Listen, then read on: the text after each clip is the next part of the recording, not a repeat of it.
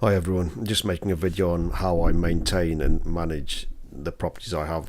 As I have quite a sizable portfolio, you would think that managing such a portfolio is a huge headache all the time. It just depends how you organise things and the kinds of tenants that live in your properties. I was managing, I think, 10 or more properties by myself before I moved to management, and even that could have been done, even that was done very effectively via email or WhatsApp. In 2019, I was on a beach in Croatia and I was just WhatsApping to my contractor the kind of changes that needed to be done and things that needed to be fixed, as one group of student tenants who were quite messy were moving out and the property needed to be cleaned before the new tenants came in. So anything's possible, especially with the amazing technology we have these days. You can send photos and videos instantly, and if you know someone trustworthy, then it can be a complete game changer. Since then I've moved more to having my properties fully managed. This was taught to me by my first mentor and even audiobooks I was listening to at the time, like The Automatic Millionaire. In terms of my upbringing, I was taught more of the mindset of saving money and only spending it on things that are necessary.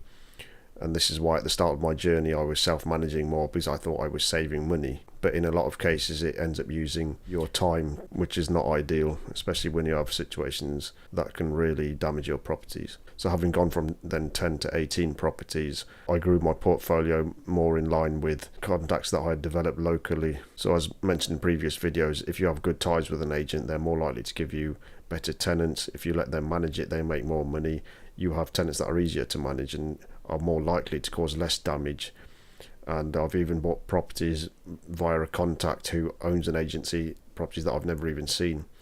So they can source the property, they can source the tenants, they can place the tenants, and you never need to go there. So the way my property portfolio runs now is generally some days of the week I'll receive maybe one or two emails. For example, a couple of days ago, a bed broke in a property. This email was sent to me at 9 a.m. I hadn't replied by 11 a.m, but they had updated me by then saying that they had already received a quote as to how much it would cost to fix the bed. It was about £120. I think it was a bed replacement in the end. But they have their own trusted contacts. They have their own electricians and contractors and things like that. So basically I could have slept through all of this and still have the problem resolved. So the tenant had made them aware that the bed had broken.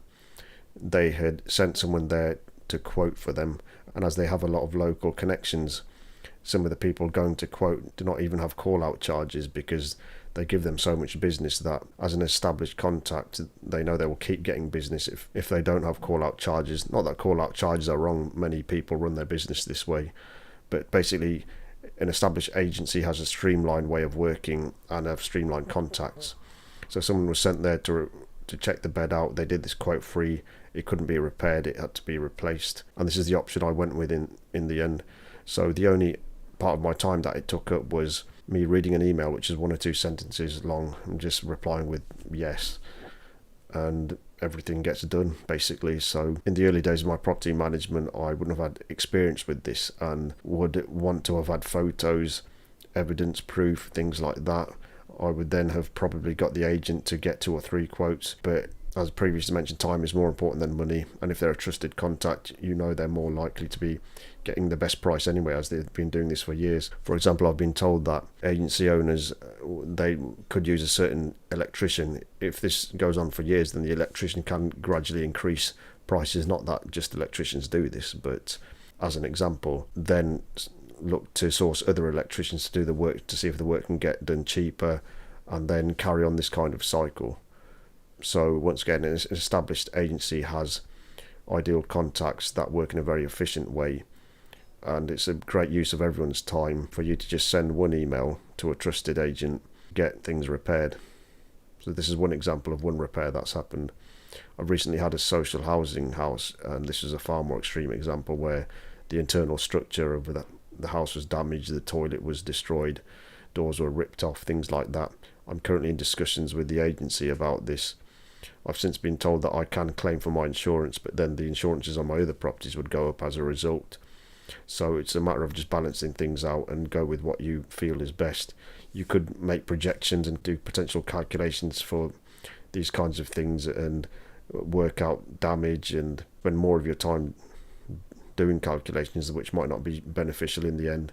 So I can either change the tenant type from emergency social housing tenants to standard tenant types, which is a possibility. You're less likely to have damage in the property, but there's a reduced revenue stream. I think in this case I will try social housing once again, but if this happens again in this property, I will then switch to a different tenant type. It's all about logical, common sense problem solving a lot of the time, and rather than delving into the intricacies of every situation, every bit of damage you encounter in every property, it's often better just to let a good agency get on with things and for you just to approve things by text or email. Thanks again, see you in the next video.